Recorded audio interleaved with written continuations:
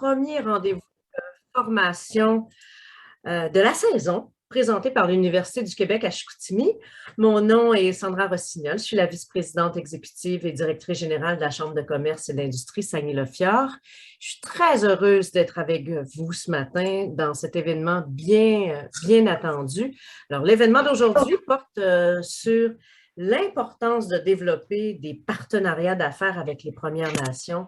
Et on a tous suivi ça dans les médias. Les événements malheureux nous ont tous touchés, mais ça nous amène à un éveil collectif.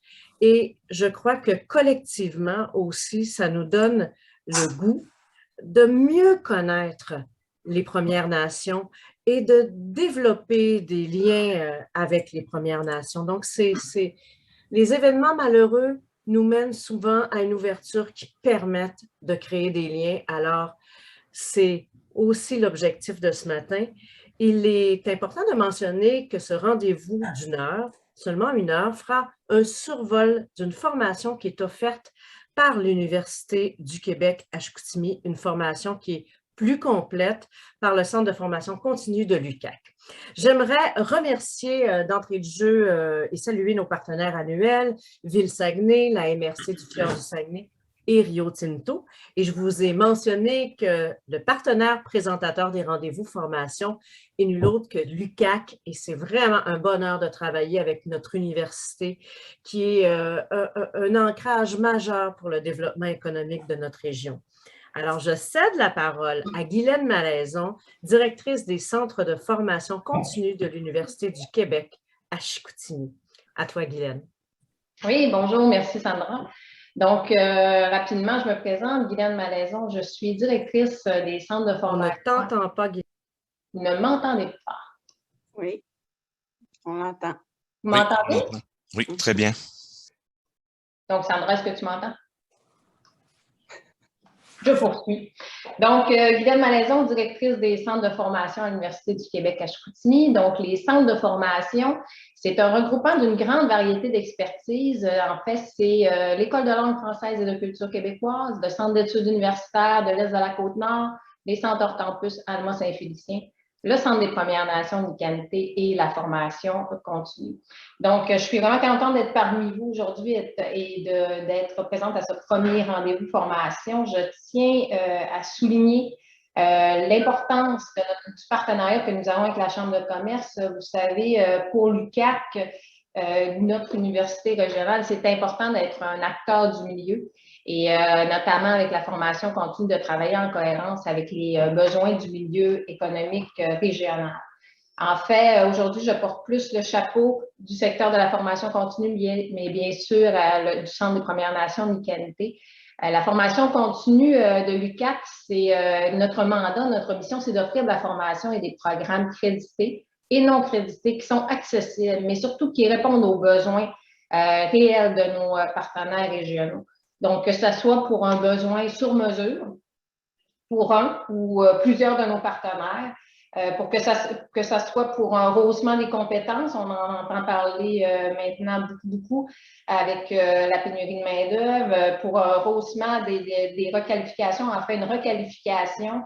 La formation continue a l'agilité et l'accès à un bassin d'experts qualifiés qui sont nécessaires et disponibles pour le développement de formation universitaire qu'on veut accessible et branché sur le besoin du milieu.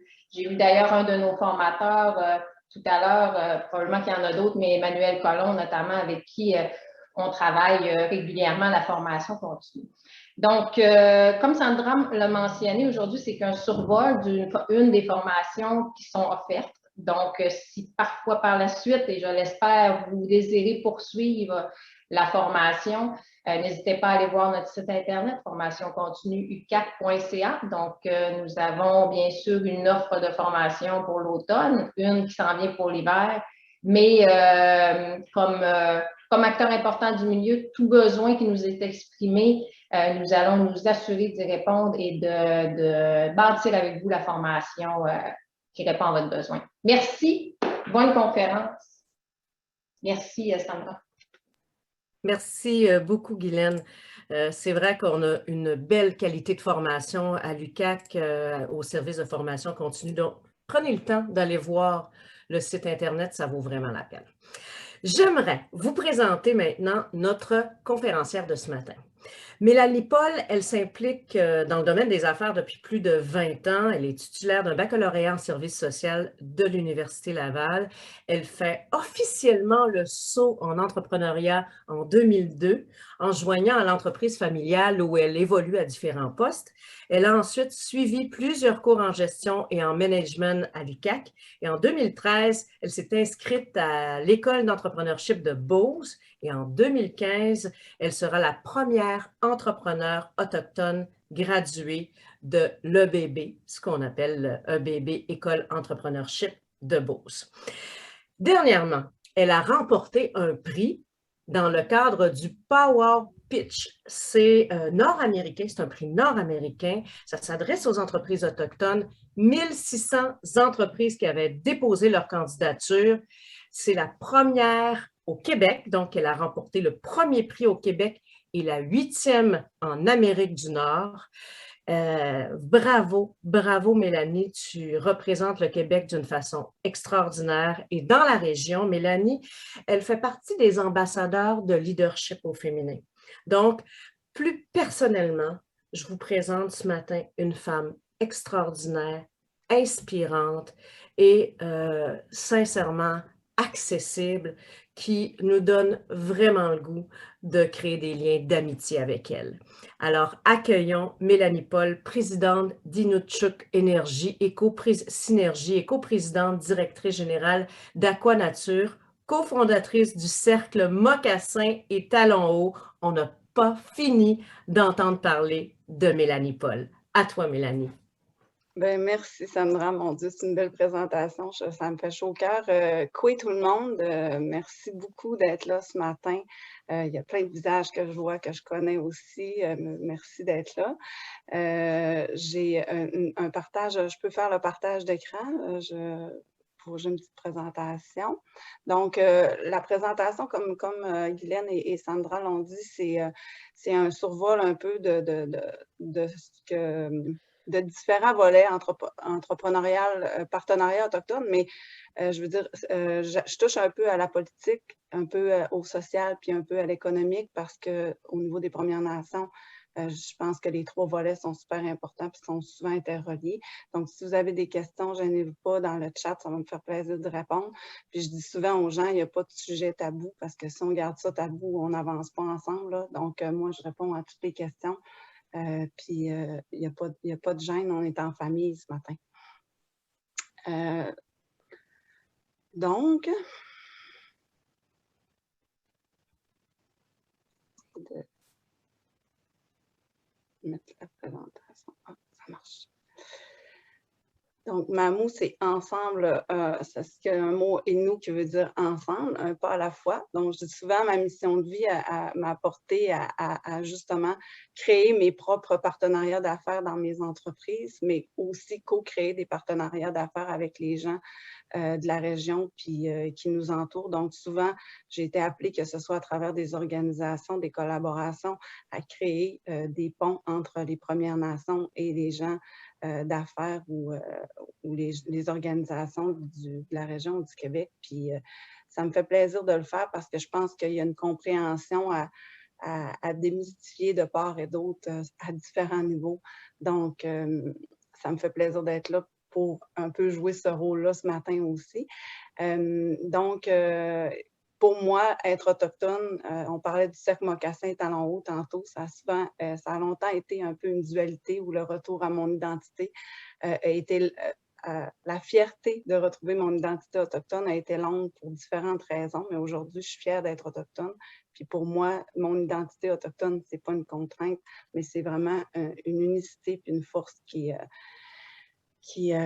nous aide à avancer quand on l'utilise de la bonne façon. Donc, je vais prendre quelques slides pour me présenter quand même en tant qu'entrepreneur, mon parcours, d'où je pars, puis où je suis rendue aujourd'hui pour mieux comprendre aussi comment j'ai tout construit ces liens-là à travers mon parcours. Donc, j'ai grandi dans la communauté de Machetewiyas au Lac-Saint-Jean.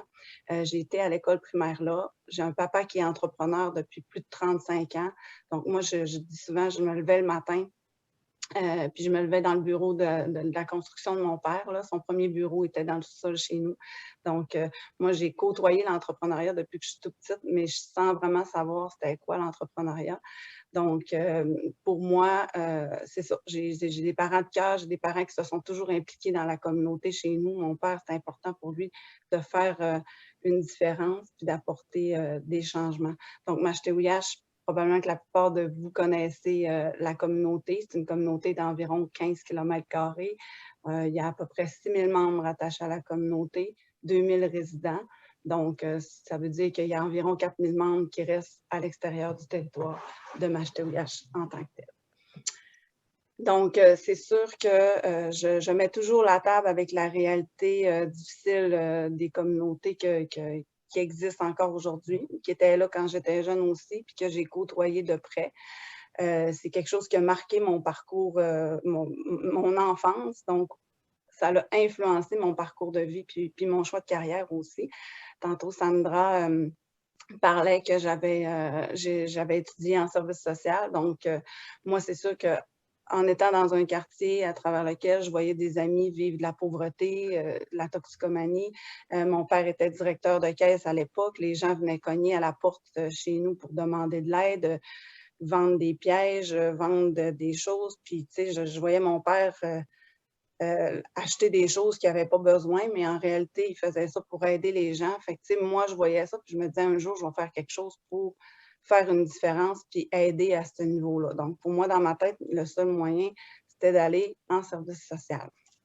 Fait que j'ai fait un bac en service social à l'Université Laval. J'ai travaillé pendant 2 ans en toxicomanie puis en violence conjugale dans ce domaine-là. J'ai trouvé ça très difficile parce que je suis une fille d'action, je suis une fille, c'est dis-moi pas non, dis-moi comment. Fait que, tu sais, de l'individuel, oui, j'aidais les gens, mais tu sais, j'avais l'impression que la problématique était plus large puis plus macro puis qu'il fallait faire quelque chose. À travers ça, j'ai eu mon premier petit bébé. Fait que, tu sais, ça a été quand même une période de ma vie assez hard, là, je vais dire ça comme ça. Mais on a passé à travers. Puis, une fois que j'ai travaillé dans ce secteur-là, quelques années après, mon père m'a demandé de m'en venir dans l'entreprise familiale au niveau, à l'époque, sûrement peut-être il y en a qui en avaient entendu parler, c'était ADL Tobacco. Je dis souvent que c'était une entreprise de cigarettes, mais c'était légal. Une entreprise de cigarettes autochtone légale, je tiens à le préciser. Puis, dans le fond, le switch que j'ai fait pour m'en venir dans l'entreprise, je demandais à mon père, ouais, mais c'est quoi le lien entre le service social puis l'entrepreneuriat? Il me dit, ben quand on est entrepreneur, on peut justement aider il m'a dit, qu'est-ce que tu as appris dans ton bac? J'ai dit, analyser puis régler des problèmes. Il a dit, c'est pas mal ça que je fais à tous les jours. J'ai dit, OK, mais moi, je veux aider les gens de la communauté.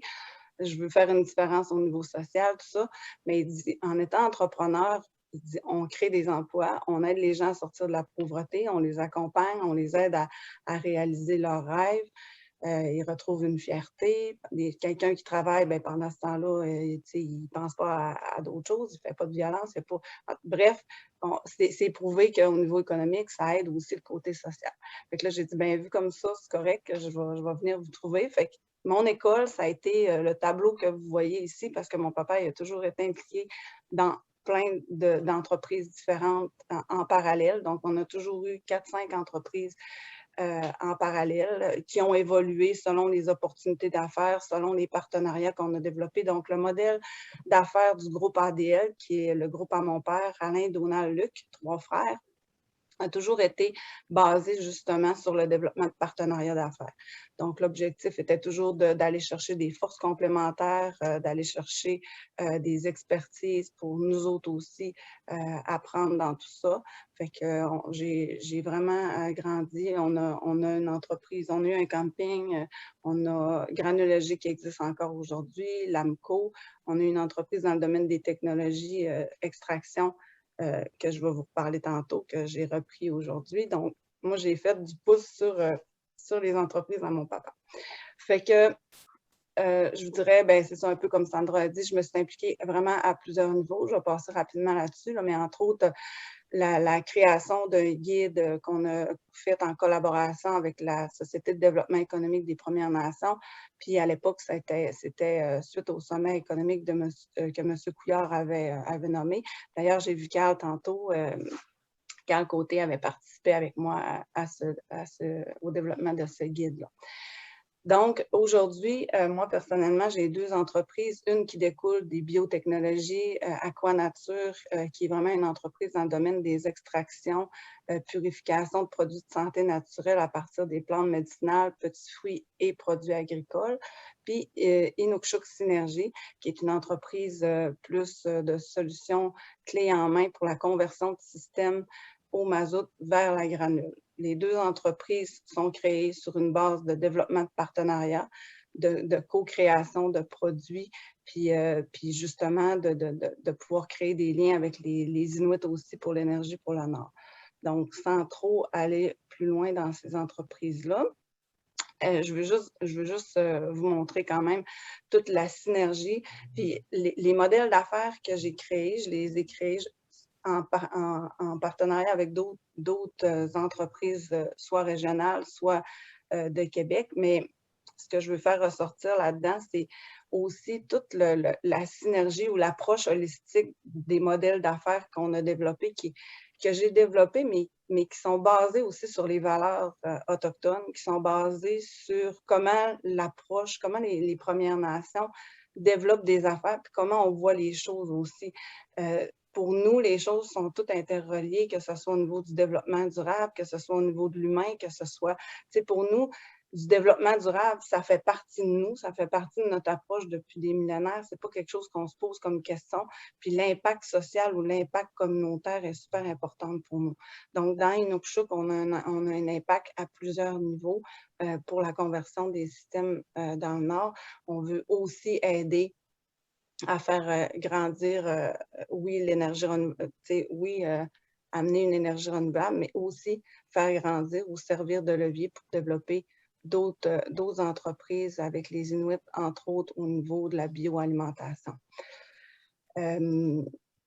Pour ce qui est d'Aquanature, ben, je ne veux pas trop prendre le temps là-dessus non plus, là, mais dans le fond, l'objectif est aussi de créer des ponts entre la science d'aujourd'hui puis le savoir ancestral des millénaires, le savoir ancestral millénaire des Premières Nations. Donc, c'est vraiment encore là avec le groupe Silicic, une entreprise de Québec, un partenariat d'affaires qui complémente les forces de chacun, puis qui vient aussi appuyer notre entreprise, puis nous aider à pouvoir, je vais dire, rayonner un peu partout. Puis c'est justement avec Aquanature qu'on a gagné le prix que Sandra disait tout à l'heure, parce que c'est vraiment novateur comme façon de faire. Donc, pour arriver à notre sujet, ben, c'était quand même dans le sujet, mais c'était pour nous mettre la table de l'expertise ou de ce qu'on a fait comme partenariat, puis comment faire les bons partenariats. Donc, la présentation du contexte autochtone, je ne sais pas, là, je pars aujourd'hui. Je sais qu'il y en a qui en connaissent plus que d'autres, mais je pars avec le fait que ce n'est pas tout le monde qui connaît les Premières Nations au Québec. Donc, il y a 11 nations qui existent partout au Québec, qui sont réparties un peu comme sur la carte que vous voyez ici, un peu comme vous voyez sur la carte là, par région au Québec. Il y a 8 autres nations qui relèvent plus de la famille algonquine. Sinon, on a les Inuits plus au nord, les Hurons dans le coin de Québec et les Inuits au Lac-Saint-Jean puis sur la Côte-Nord. Donc, contexte historique, ben, tout le monde a entendu parler de la loi sur les Indiens. La loi sur les Indiens existe encore aujourd'hui. Il y a eu des modifications qui ont été faites au cours quelquefois au cours des dernières années pour enlever tout le volet discrimination qui était relié à cette loi-là, mais est encore quand même, on va dire, discriminante à certains niveaux. cette loi-là, ce qu'elle dit dans le fond, c'est qu'un Autochtone relève du gouvernement fédéral et au sens de la loi, on est, entre guillemets, un enfant de la reine d'Angleterre. On n'a pas le droit, on n'a pas de droit sur les propriétés ou les terres, de terres de réserve, excusez-moi. Donc, au niveau de cette loi-là, un Autochtone, en vertu de cette loi-là, est insaisissable quand il y a des biens sur une réserve. Donc, ce qui fait que ça nous empêche de contracter une hypothèque, une hypothèque commerciale ou une hypothèque même personnelle. Nos prêts hypothécaires sont garantis par le ministère des Affaires autochtones. Donc, ça fait en sorte qu'on a moins facilement de levier pour pouvoir aller chercher du financement, puis pour pouvoir justement s'en servir pour développer une entreprise ou développer des projets. Donc, il y a la loi, c'est ça, sur la Constitution canadienne. Là, je vais le lire parce que ce n'est pas quelque chose que j'ai appris par cœur non plus. Là. Les droits ancestraux issus du traité doivent inévitablement être pris en considération lors des projets de développement qui sont envisagés dans la limite des territoires ancestraux. C'est notamment le cas pour le territoire ancestral pour lequel les gouvernements appliquent l'organisation constitutionnelle de consultation et d'accommodement. Dans le fond, ce que ça dit, c'est que s'il y a des développements de projets ou il y a des développements sur les territoires des Premières Nations, c'est ce qu'on voit, c'est les Premières Nations doivent être consultées, puis ils doivent être partie prenante des projets. Une des lois qui a causé beaucoup de tort aussi au niveau de la discrimination, c'est la loi C-31 qui a existé jusqu'en 1985. Cette loi-là, dans le fond, ce qu'elle disait, c'était vraiment que les femmes autochtones qui mariaient un non-autochtone étaient exclues des communautés. En fait, elle n'avait plus le droit de demeurer dans les communautés. Puis, à l'inverse, les femmes non autochtones ou les femmes blanches, je vais dire, qui mariaient un homme autochtone, ben, elles avaient tous les droits de venir habiter dans la réserve, mais avaient même un numéro de bande qui avait le droit d'utiliser tout ça. L'objectif derrière ça, c'était vraiment l'assimilation que le gouvernement voulait parce qu'une femme, c'est elle qui fait l'éducation principalement des enfants. Donc, quand elle est à l'extérieur de la communauté, elle n'ose pas élever ses enfants de la même façon que si elle est dans la réserve et vice-versa. La femme blanche, elle qui va venir dans la réserve, ben, elle va élever son enfant comme un blanc. Bref, cette loi-là, elle est tombée en 85. Donc, moi, j'ai eu des tantes qui restaient à l'extérieur, qui ont pu se construire juste à partir de 1985 dans la communauté. Bref, les pensionnats, on a tout entendu parler. Je ne veux pas m'étendre là-dessus, mais c'est vraiment quelque chose qui a eu un impact majeur dans l'histoire. Puis on ne peut pas passer sous silence ce qui s'est passé. Donc, l'objectif était quand même assez clair quand on lit dans l'histoire ce qui était prévu. C'était vraiment d'éliminer les Indiens au sens du terme de l'époque. Donc, les pensionnats autochtones, c'est quand même 150 000 enfants qui ont vécu les pensionnats. Donc, on en a entendu parler, comme Sandra disait, dans les derniers mois, tout ce qu'il y a eu, les découvertes, tout ça. Ça a créé des blessures émotionnelles énormes. Ça a créé. Puis moi je l'amène ce côté-là social parce qu'en tant qu'entrepreneur, il faut le comprendre aussi parce que ça a un impact autant sur l'embauche de la main-d'œuvre, autant sur comment les gens pensent, toute la méfiance que les gens ont aussi. Tu sais, ça a créé des blessures. Oui, OK, ça n'existe plus aujourd'hui, mais ça a quand même des conséquences indirectes encore aujourd'hui. On parle de bris de liens d'attachement. Je ne veux pas rentrer dans la psychologie, mais c'est une des blessures émotionnelles les plus grandes. Ça prend entre 5 et 8 générations à guérir. Puis les derniers pensionnats ont formé dans les années 90. Donc, c'est quelque chose qui va être long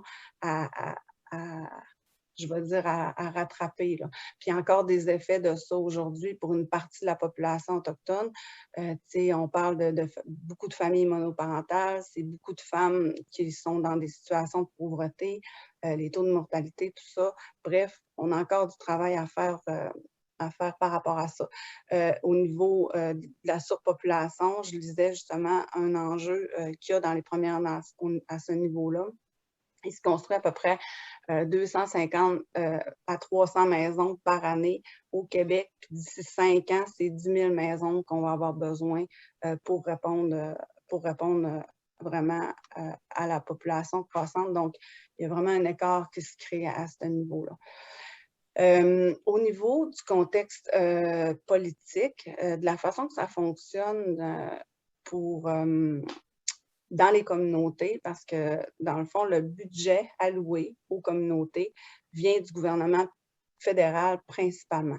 Donc, chaque communauté a son budget à gérer comme c'est plus qu'une municipalité, c'est comme un petit gouvernement parce que c'est eux qui gèrent autant au niveau je dirais, social, au niveau des travaux publics, que ce soit au niveau du développement de la main-d'œuvre, les écoles. Donc, c'est vraiment à eux de gérer l'ensemble des secteurs d'activité administratifs. Pour ce qui est du développement économique, les communautés, de plus en plus, veulent investir dans des grands projets ou au niveau économique parce qu'à chaque année, ces budgets fédéraux-là diminuent. Donc, il faut qu'ils se trouvent une façon d'avoir, on entend parler souvent d'autonomie gouvernementale, donc les gens, il faut qu'ils développent des projets justement pour créer de l'emploi, pour créer des revenus récurrents. Il y a certaines communautés, comme la communauté de Mashteuiash, qui se sont dotées d'entités comme la Société de développement économique ou comme le DPI, là, Développement Piekwagaminois, qui ont des rôles justement pour aider à développer les entreprises ou à investir ou à servir de levier pour créer des entreprises autour de différents grands projets. Mais ce n'est pas toutes les communautés qui sont structurées comme ça. Il y a des communautés où c'est un agent de développement économique qui s'occupe du développement économique, puis lui, il est plus rattaché directement au conseil de bande. Donc, c'est vraiment différent d'une communauté à l'autre. Puis, comme je disais tantôt, l'objectif en ce moment des conseils de bande puis des gens des Premières Nations, c'est vraiment de créer des entreprises, des sociétés en commandite, puis des partenariats d'affaires pour s'impliquer dans les projets, pour être capable de retrouver une autonomie financière puis mieux répondre aux besoins de leur population. Au niveau de l'entente des répercussions et avantages, les ERA, peut-être que vous avez déjà entendu parler de ça, c'est un élément qu'on a ressorti justement, qu'on a fait ressortir dans le guide parce que de la façon que ça fonctionne quand une minière ou une compagnie forestière ou que ce soit Hydro-Québec, peu importe, quand les grands projets arrivent sur le territoire, les communautés sur lesquelles le projet et veut se déployer, sont consultés. Il y a des négociations politiques qui sont faites pour qu'il y ait le plus de retombées possible pour la communauté, que ce soit au niveau de l'emploi, que ce soit au niveau de la création d'entreprises, d'avoir des travaux réservés ou justement des formations, une forme de redevance sur soit le minerai ou soit sur le cave de bois, l'opération, etc. Fait qu'il y a différentes possibilités de retombées. Une fois que ces négociations-là sont faites entre la grande entreprise et la communauté autochtone, bien, après ça, découle un ensemble de partenariats d'affaires qui peut se mettre en place en fonction de ce qui a été négocié. Puis, on avait également à notre table de travail Jean-Sébastien David de la mine d'Ariane Phosphate qui était avec nous. Puis, il disait justement, lui, il nous apportait cet exemple-là. Tu sais, lui, il a négocié avec Mashteuiash, il a négocié les ententes. Après ça, ben là, quand il y a des travaux à faire, il va en appel d'offres. Il y a des gens, il y a des entreprises non autochtones ou allochtones qui l'appellent pour déposer une offre de service, mais lui, il est obligé de demander à l'entreprise de se trouver des partenaires autochtones. Bien là, le partenaire autochtone, il fait « OK, ben je commence par où? Je fais quoi? Je vais où? À qui je parle? » Fait que c'est un peu ça qu'il faut qu'on mette en place, une structure pour créer des liens, créer des ponts, faire comprendre aux gens comment ça fonctionne. Puis après ça, commencer les discussions ensemble. Donc, je ne sais pas jusqu'à maintenant si je vais trop vite et quelle heure, je ne vois pas l'heure, 8h30. OK. Fait que je ne sais pas s'il y en a qui ont des questions en ce moment. Je ne vois pas le chat. Sinon, je continue. Posez des questions dans le chat, puis je vais Okay. vous introduire à Mélanie, il n'y a aucun problème. Donc, les obstacles, j'ai fait ressortir quelques obstacles au niveau des entreprises autochtones en tant que telles. C'est sûr que, dépendamment des communautés où on est situé, il y a des obstacles individuels, structurels, puis des sociologiques, je vais dire, là. Donc, c'est sûr qu'au niveau individuel, ben, le fait d'être une communauté soit entourée de villes un peu comme Machetouillache, c'est facilitant, mais il y a d'autres communautés qui sont à 3 heures en forêt, donc c'est sûr que c'est limitant aussi.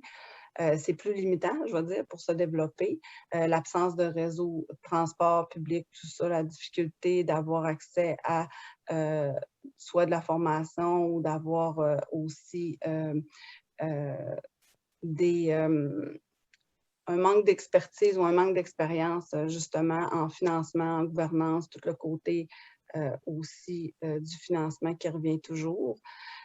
Au niveau socio-culturel, c'est sûr, comme je le disais tantôt, le fait de vivre aussi dans des communautés où il peut parfois avoir différentes problématiques familiales ou autres, ça peut être un frein. Au niveau de la culturelle, tu sais, tantôt, je parlais que les modèles d'affaires que j'ai développés, c'est des modèles très communautaires ou retombées communautaires. Tout le côté capitaliste dans les communautés autochtones est encore parfois mal vu aussi par la population. Donc, tu sais, il y a toute une dualité aussi je dirais, de perception là, qui peuvent être là aussi, puis qu'il faut travailler. Puis, tu sais, moi, je dis souvent, on parle aujourd'hui de créer des liens entre autochtones et allochtones. Il y a un travail à faire pour mieux comprendre du côté allochtone, mieux comprendre les autochtones. Mais le guide qu'on a développé est aussi fait dans l'objectif que les gens des Premières Nations comprennent mieux aussi le monde des affaires allochtones. Donc, moi, je pense que le travail est à faire des deux côtés. Là. Puis, c'est justement de créer des modèles, du mentorat, puis de créer un rapprochement entre les gens, bien, c'est une solution aussi qu'il va falloir mettre en place. Puis, bien, c'est sûr qu'on n'arrête pas de le dire, là, mais la difficulté d'accès au financement, c'est encore vrai aujourd'hui, même si les gouvernements ont fait des gros efforts, ils ont mis en place des programmes de subvention, des aides financières. Ces aides-là financières sont quand même encore rattachées à des éléments qui ne sont pas toujours accessibles aux gens non plus. Donc, il y a encore du travail à faire à ce niveau-là. Moi, je suis une fille positive, puis dans le guide, on a écrit les freins à la réussite. Moi, j'aurais aimé ça qu'on vire ça à l'envers. Qu'est-ce qu'il faut faire pour que ça soit positif? Mais c'est écrit comme ça, fait que je vais vous le dire comme ça. Éviter, dans le fond, les freins à la réussite d'un bon partenariat entre autochtones et allochtones. Éviter certaines approches, c'est sûr qu'on parle utilisation de prête-nom, ben c'est malheureux, c'est pas la majorité, mais ça existe encore aujourd'hui des gens qui, pour avoir accès à un contrat, ben ils vont vouloir s'associer avec une personne sans nécessairement s'investir pour faire une différence ou de vraiment créer des retombées à long terme. Donc ça, c'est sûr que c'est à éviter. La transparence, le respect dans les engagements, le manque de communication, la clarté dans les rôles puis les attentes de chacun, vouloir aller trop vite. Vouloir aller trop vite, ça, je l'aurais presque mis en premier, là, parce que le lien de confiance à créer avec les gens des Premières Nations est super important. Prendre le temps de bien comprendre les attentes de chacun, puis discuter, puis pas penser que de dire quelque chose puis que l'autre a compris exactement ce que vous avez dit, faire du feedback, puis vraiment valider les informations qui ont été comprises de part et d'autre, là, c'est vraiment, vraiment important. Donc, une image vaut 1000 mots. Quand on dit que chacun voit à travers sa paire de lunettes, ben, tu sais, veut pas, on a un environnement différent, on a une éducation différente, puis On a une culture des valeurs aussi différente, donc c'est important de s'en parler puis de s'assurer qu'on a une vision d'avenir qui se ressemble puis qui va dans la même direction. Je dirais, on a toutes, à certains moments dans notre vie, appris à sortir de notre zone de confort puis passer par-dessus certains doutes ou certaines peurs. Tout le monde connaît, a déjà vu un tableau qui ressemble à ça. Moi, je vous dirais que ce tableau-là, je le mettrais même autour d'une communauté autochtone parce que je dis souvent, l'effet d'avoir créé des réserves, le fait d'avoir créé des communautés, ben ça a aussi créé des barrières psychologiques. C'est pas juste une barrière, entre guillemets, géographique, mais ça a aussi créé des barrières psychologiques chez les gens. Moi, la première, quand je suis allée à l'école d'entrepreneurship de Beauce, une des choses, même si mon père faisait déjà affaire avec des gens au niveau régional, tout ça, je n'avais pas nécessairement une vision macro des affaires comme je l'ai aujourd'hui. Puis, ces peurs-là de sortir de sa zone de confort, ben, c'est vrai pour plusieurs gens des Premières Nations. Puis, il faut comprendre ces peurs-là, ces craintes-là. Puis, tantôt, je disais, créer des liens de confiance, c'est super important. Mashteuiash, on est quand même entouré de certaines villes, mais il y a des communautés qui sont complètement isolées en forêt, comme Obidjouan ou à Montachi. Donc, les gens, quand ils sortent de là, ben, ils n'ont pas la même vision, ils n'ont pas la même perception des gens ou des choses. Fait que c'est important de, justement, d'aller vers ces gens-là, d'aller voir ces communautés-là pour mieux comprendre. Deux, ben, de justement faire attention dans l'introduction, la vitesse, puis comment on approche les gens aussi par rapport à ça. Ça, c'est mon petit côté social, là, mais dans le fond, tout le système de croyances qu'on a, puis ce qu'on ne voit pas, notre histoire, notre culture, notre famille, la façon qu'on a été éduqué, ça a vraiment une influence sur comment on va percevoir les choses, puis comment on va voir l'avenir par rapport à notre entreprise ou par rapport à nos projets. Puis, ça, c'est important, je pense, encore plus de le comprendre chez les Premières Nations parce que leur vision des choses, elle a été teintée par beaucoup de choses, incluant tout ce qu'on a mis, là, les lois, les histoires, la politique, tout ce qui touche les sujets qu'on a mis au départ. Donc, pour mieux réussir, je me répète un peu, mais de vraiment s'assurer que nos valeurs d'entreprise, nos valeurs d'entrepreneur correspondent aux valeurs de notre partenaire d'affaires aussi. Le respect, l'entraide, le partage est super important chez les Premières Nations. S'assurer qu'il y ait le plus de retombées possibles communautaires, c'est vraiment, je l'entends encore au niveau, je parlais à une jeune entrepreneur cette semaine de la communauté de Mashteuiash, puis elle disait, je dis, là, tu dis pas ça à tes partenaires. Elle dit, moi, faire de l'argent, elle dit, je m'en fous, en autant que je fais travailler du monde, puis en autant que, tu sais, je crée des retombées dans ma communauté, mais je dis, oui, mais il faut en faire de l'argent pour pouvoir faire ça aussi, mais tu sais, j'étais en coaching, c'était drôle de l'entendre, mais bref, c'est juste pour dire que l'essence profonde d'être en affaires est vraiment très humain, très social et c'est un élément important. J'ai mis un petit slide sur l'intégration de la main-d'œuvre autochtone en entreprise allochtone parce que ces partenariats-là d'affaires aussi qui vont se créer entre entrepreneurs autochtones et allochtones amènent souvent justement l'embauche de main-d'œuvre autochtone. Puis, j'entends souvent des gens dire « Ah, il manque de main-d'œuvre, on manque de main-d'œuvre, on va aller s'installer proche d'une communauté autochtone, c'est une population croissante. » Oui, mais non. Oui, mais non, parce que c'est pas... Moi, j'ai participé aussi avec le Conseil du patronat du Québec et avec le réseau des chambres, pas des chambres d'affaires, avec le réseau des centres d'amitié autochtones du Québec, justement au développement d'un guide d'introduction de la main-d'œuvre autochtone dans un milieu allochtone. Puis encore là, il y a tout le défi de la sécurisation culturelle, le défi de bien comprendre les gens. Puis tu sais, de la main-d'œuvre autochtone, les jeunes autochtones ou les gens qui sont formés, qui ont des compétences, travaillent déjà, là. Ils sont déjà en emploi, ils n'ont pas de difficulté à se trouver d'emploi. oui, il y a de la main-d'œuvre autochtone éloignée du marché du travail qui, elles, manquent de formation ou n'ont pas vraiment travaillé encore dans leur vie. Donc, ça, c'est un autre défi pour les entreprises. Ça demande du temps, ça demande de l'accompagnement, ça demande, tu sais, on le vit nous autres aussi dans Granologie ou dans Aqua. Mais, tu sais, ça demande plus de patience, ça demande plus de temps. C'est pas vrai que c'est si facile que ça. Puis là, ben c'est ça. Ça demande tout aussi une connaissance en tant qu'entreprise ou en tant qu'RH pour pouvoir intégrer cette main-d'œuvre-là. Ça se fait. On l'a fait, puis tu sais, je veux dire, on a des belles réussites, puis on pourrait en parler. Il y a même des jeunes qui ont démarré leur propre entreprise par la suite. Mais, tu sais, c'est ça. C'est plus de temps, c'est plus de patience. C'est pas quelque chose qui se fait rapidement comme ça. Donc.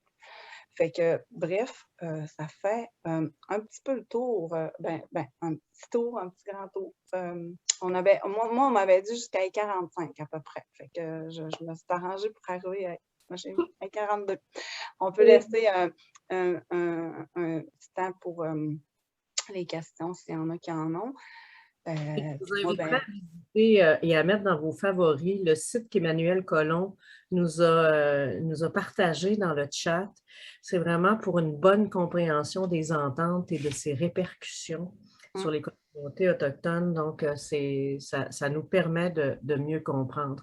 Et on attend vos questions, mais je vais me permettre, et ce n'était pas prévu, mais je vais me permettre un témoignage, Mélanie. Moi, je vis en partie dans la communauté autochtone depuis plus de 20 ans. On a un chalet, hein? On a la chance, le privilège d'être sur votre territoire, Mélanie, et de pouvoir profiter de la beauté du site.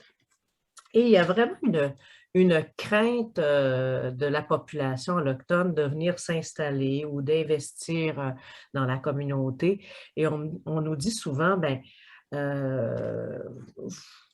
n'avez pas le contrôle sur votre terrain, vous êtes contrôlé par un propriétaire autochtone. Ben, l'approche n'est pas celle-là. L'approche est de reconnaissance, de pouvoir être avec vous sur votre territoire et de respecter que le territoire ne nous appartient pas. Il est prêté. Et nous, les relations sont tellement saines et respectueuses avec cet esprit-là. Et c'est le conseil que je donnerais à des gens qui voudraient venir s'installer sur le territoire autochtone, venir profiter du beau paysage, d'être toujours dans un esprit de respect et de reconnaissance parce que vous nous prêtez et vous nous accueillez sur votre territoire. Merci. On a une question. Attendez un peu. Claudia, c'est possible de repartager le site? Je crois qu'Emmanuel l'a fait. Puis il a mis également un document sur l'intégration de la main-d'œuvre. Très intéressant. D'ailleurs, il y a un représentant de la communauté qui fait partie du Conseil régional des partenaires du marché du travail, qui est une instance gouvernementale, une table de concertation. Guylaine en fait partie, représente le milieu de l'éducation. Moi, j'en fais partie, je représente le milieu des affaires. Et c'est vraiment pour mettre en place des stratégies de la main-d'œuvre dans la région. Et c'est important pour notre région d'avoir un représentant à la table des communautés autochtones. Alors, ce n'est pas le cas dans toutes les régions, il y a vraiment une volonté, mais nous, c'est depuis un bon bout de temps. Donc, effectivement, faire le lien avec une perspective de main-d'œuvre, c'est intéressant, mais ça se fasse dans un esprit concerté et dans une relation de partenariat et de respect et de mieux connaître, justement, tu l'as dit, les blessures qui fait en sorte qu'on connaît mieux les employés potentiels. Oui, oui. Y avait-il une autre question? Carl Côté. Moi, je peux il y avait Carl Côté, il y avait une question. Oui. En fait, oui, vous m'entendez là? Bonjour, Carl. Allô, Sandra? Carl, Allô? ça me fait plaisir de te voir, ex-président de la Chambre de commerce. Ben oui. Je suis ton Salut. ex, comme on dit. Là, je suis ton ex-ex. Elle a choisi des Oui. cartes. Voilà. Les deux ex qui s'appellent Carl, là. Salut, Carl. Ça va? Petit commentaire, c'est surtout, tantôt, tu as parlé, Mélanie, un petit peu, félicitations pour ta présentation, premièrement. Merci. Puis, tu as parlé rapidement des ERA. Les Oui. ERA, si tu entends sur les retombées autochtones, moi, j'appelais ça, il y a 15 ans, comment je dirais ça? Il essayait d'acheter la paix avec les Autochtones il y a 15 ans. Un ERA, c'est un peu ça. On vous donne un peu d'affaires là, pour vous contenter pour que notre projet passe. Là, je dis ça vulgairement, mais c'était comme ça. Puis, beaucoup de projets, on travaille dans les études environnementales, vous savez, puis moi, j'ai vu une très, très, très grande évolution depuis les 10 dernières années, puis qui est exponentielle actuellement. C'est qu'on travaille des fois du côté des promoteurs, puis des fois, on travaille du côté aussi pour accompagner les communautés, de voir si le projet amène des impacts. Ça fait qu'on voit les deux côtés de la médaille. Puis, je prends l'exemple de certaines minières, ou peu importe, Hydro-Québec, tout ça. Aujourd'hui, les ERA sont vus comme il faut absolument faire des retombées. Puis on parle de retombées, mais on parle aussi d'assurer que les communautés sont d'accord. Avant, là, on faisait une étude d'impact. L'étude d'impact est déposée au conseil de banque, puis il y avait 3 semaines pour réagir à une étude d'impact de 250 pages. Puis que la moitié du langage, excuse, mais si tu n'étais pas biologiste, tu ne comprenais pas ce que ça voulait dire. Bon. Fait qu'aujourd'hui, c'est beaucoup mieux communiqué. Moi, je le vois, là, de plus en plus, là, les consultations sont faites au préalable des études d'impact. Puis ils vont essayer de chercher, c'est pas encore parfait, là, puis ça s'améliore. Puis les communautés aussi ont une responsabilité au travers de ça, c'est de prendre en main notre destinée. Puis de plus en plus, on le voit, nous autres, on travaille de plus en plus avec des communautés autochtones qui disent on a des possibilités sur notre territoire, on veut les développer, mais on veut les développer selon notre culture puis nos valeurs. Puis, ce qui n'était pas fait avant. Avant, tu avais un projet minier qui arrivait d'un secteur. Puis là, les minières essayaient de comprendre, depuis quelques années, la culture autochtone, puis complètement différente d'une communauté à l'autre. Nous, on travaille avec Wenitchit puis à Mastoyache, c'est complètement, il y a une approche très, très, très différente. Pourtant, les deux communautés inou. Si je travaille avec les Cris, c'est encore très différent. Ça fait que, comment tu veux qu'un promoteur des ingénieurs, ils en perdent le latin, d'essayer de comprendre comment ça marche dans les communautés. Puis, de plus en plus, moi, ce que je vois, c'est l'inverse qui se passe. C'est que les communautés, ils regardent, ils ont des potentiels éoliens, ils ont des potentiels énergétiques, mettons hydroélectriques, ils ont des potentiels miniers, puis ils disent, on va développer autour, on va aller chercher des entreprises qui peuvent être intéressées à venir chez nous pour ça. Puis on va choisir en fonction de nos valeurs. Puis on va même développer pour eux autres des infrastructures. Les CRI sont en train de le faire avec le projet qui s'appelle Grande Alliance. Toutes les communautés CRI se sont mis ensemble. Mais voilà, ce que je veux dire là-dedans, c'est qu'il y a une prise en charge par les communautés. Puis nous autres, on les appuie là-dedans au niveau professionnel, parce que c'est pas vrai que les communautés, puis c'est le même type que n'importe où ailleurs. Il y en a qui c'est en environnement, il y en a qui ont besoin de firmes de génie qui les accompagnent, mais au moins, ils gèrent. Puis ils ont le... Il ne faut pas voir ça du côté autochtone comme on parle ben là, les Autochtones vont tout contrôler le territoire. Moi, je le vois beaucoup plus comme des opportunités parce que quand il y a une minière chinoise, par exemple, qui veut venir s'installer au Québec, ben, on sait comment est-ce que la Chine est actuellement très agressive sur les marchés capitalistes. Fait qu'il va venir chercher le minerai, puis sortir, puis donner la valeur ajoutée de ce minerai-là ailleurs dans le monde, au plus bas prix possible. Si on a une approche qui est reliée avec les ERA, puis qui sont maintenant de plus en plus obligatoires dans tous les projets, ben, tu te dis, ben regarde, c'est bien de valeur. On va peut-être t'autoriser à sortir le minerai, mais tu vas assurer qu'on ait des meilleures retombées économiques, puis des meilleures retombées sociales. Puis ça, il faut se servir de cette force-là que les communautés autochtones ont. Je pense que c'est ça qu'on va réussir à faire. Oui, bien, Carl, juste faire du pouce sur ce que tu dis, c'est super important. Puis, on le voit apparaître, tout l'empowerment des Premières Nations, de prendre en charge le développement économique. Veux pas, on avait de l'arriérage à rattraper avec toutes les contraintes qu'on a eues. Là, les gens commencent à prendre de l'assurance, commencent à comprendre un peu mieux le volet, justement, oui, les ERA, mais aussi tout le côté entrepreneurial. Juste vous donner un exemple, il y a eu un concours qui a été fait par la Commission de développement économique des Premières Nations, qui est située à Québec, mais qui donne des services entrepreneuriaux à l'ensemble du Québec, des Premières Nations du Québec. Ils ont fait un concours féminin pour que les femmes déposent un projet entrepreneurial. Ils s'attendaient d'avoir à peut-être une vingtaine, tu sais, d'habitude, le taux de participation, peut-être une vingtaine de projets. Les femmes gagnaient une bourse là, en écrivant leur projet sur papier. C'était vraiment pour inciter à faire le premier pas. Ils ont eu 70 inscriptions. Donc, il y a vraiment un engouement, il y a vraiment un mouvement qui se crée vers l'entrepreneuriat. Puis, entre autres, juste pour finir là-dessus, le 25-26 novembre prochain, il y a le grand cercle des Premières Nations, le grand cercle économique des Premières Nations et du Québec qui va avoir lieu au Sheraton à Montréal, mais il y a possibilité de s'inscrire en ligne aussi parce que les places physiques sont limitées, même je pense sont déjà pleines à cause des contraintes sanitaires. Mais si vous voulez participer, là, il va y avoir plein justement de présentations de projets. Puis ça a été commandé par le grand chef des Premières Nations, appuyé par la Commission de développement économique des Premières Nations. Donc, ça, c'est un rassemblement économique, un premier, mais l'objectif, Sandra, après, c'est vraiment de déployer des actions dans les régions. Fait que les régions vont être interpellées à passer à l'action à travers différents éléments pour créer des partenariats puis des liens avec les Premières Nations. Je pense que vous êtes bien positionnés puis vous avez déjà des choses de mis en place par rapport à ça, puis il va y avoir encore plus le moyen de le faire par la suite, là.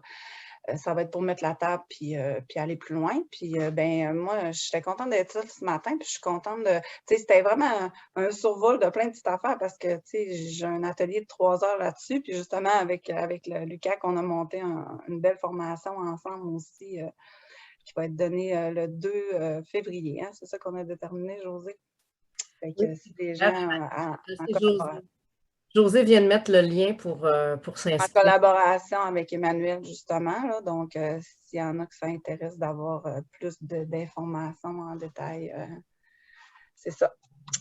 Alors, je pense que ça a répondu ton intervention a répondu à la question de Dominique Gagné et il y a Marie-Christine Massetto là, qui demandait comment faire affaire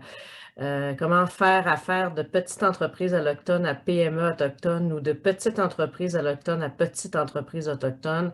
Je pense que, Marie-Christine, on pourrait te mettre aussi en lien avec la Société de développement économique Innu à Mashteyat, qui est dirigée par Caroline Bouchard, qui pourrait te mettre en lien avec des entreprises. Mélanie, est-ce que tu... Oui, bien, j'ai pas parlé.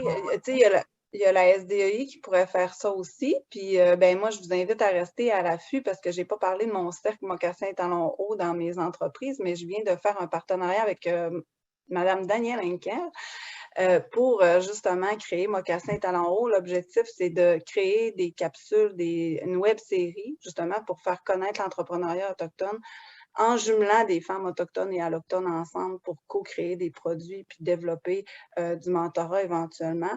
Puis, justement, il va y avoir une tournée de conférences qui vont être faites en février-mars, dont le Saguenay-Lac-Saint-Jean, qui va servir justement à rassembler en un même endroit où, en tout cas, on espère le plus de femmes entrepreneurs autochtones et allochtones ensemble. Donc, on va vous en informer. On va prendre une dernière question parce qu'il est 8h55 et on aime bien être à l'heure. Pierre-Luc Vézina-Labelle. Oui, bonjour. Merci. Belle présentation, Mélanie. Félicitations. Mais premièrement, là, une réponse à tous. Je pense que les activités de maillage allochtones et autochtones, ça serait intéressant là, à réfléchir comment on peut y répondre en région. Du côté des CRI, là, il y a le secrétariat aux affaires autochtones, une genre de chambre de commerce, le SEM4, l'acronyme, là, qui organise des activités de maillage entre les CRI et les entreprises allochtones. Là, je mettrai le lien là, pour un peu voir comment ça pourrait fonctionner. Sinon, ma question est en lien avec comment on pourrait mieux faire de l'empowerment avec les entrepreneurs ou les meilleures pratiques de mentorat là, qui pourraient être développées. On sent que souvent, on sensibilise de plus en plus des Autochtones au démarrage d'entreprise, mais après ça, là, comment s'assurer de de la mise en œuvre et de la réussite? Là? Il y a aussi des bonnes pratiques à la fois là, par le maillage autochtone ou seulement en tant qu'organisme de soutien? Là? Quelles seraient les meilleures solutions là, pour s'assurer qu'il y ait des réussites d'entrepreneuriat, pas juste des démarrages? Là. C'est une très bonne question, une question très large. Il nous reste 3 minutes. Non, ben moi, je dirais, il y a déjà des choses qui sont faites quand même, entre autres à la Société de développement économique des Premières, à la Société de développement économique Pikwakami-Inuit, à Mashtewiyach. Il y a un service de mentorat qui est là aussi pour accompagner les entrepreneurs, mais c'est sûr qu'il en manque. C'est quand même nouveau, ce service-là aussi, puis il faut en mettre plus. Mais comme je disais tantôt, même nous, avec Daniel, on veut faire ça aussi, des maillages, du marrainage, de l'accompagnement. Puis veut pas, ça demande du temps, ça demande de s'informer, ça demande de créer des liens de confiance, ça demande de sortir aussi les entrepreneurs autochtones parce que, même avec Carl, on a travaillé à d'autres tables régionales aussi pour essayer de faire sortir les gens de la communauté, les entrepreneurs, les emmener, essayer de créer. Puis c'est encore difficile, on les a pas toutes les réponses, comment aller chercher les gens pour justement les emmener à créer. Mais moi, je pense que ça évolue, c'est positif, puis que justement, il faut être créatif tout le monde ensemble, puis il faut quand même créer des événements puis des momentum pour pouvoir le faire de façon graduelle. Puis c'est en partenariat avec les organisations, que ce soit, moi, je pense, la Chambre de commerce, la SDEI ensemble ou la Commission de développement, quand il y a des organisations qui se mettent en place comme ça, puis on crée un mouvement, bien là, les gens tranquillement vont embarquer, là, mais il y a encore du travail à faire.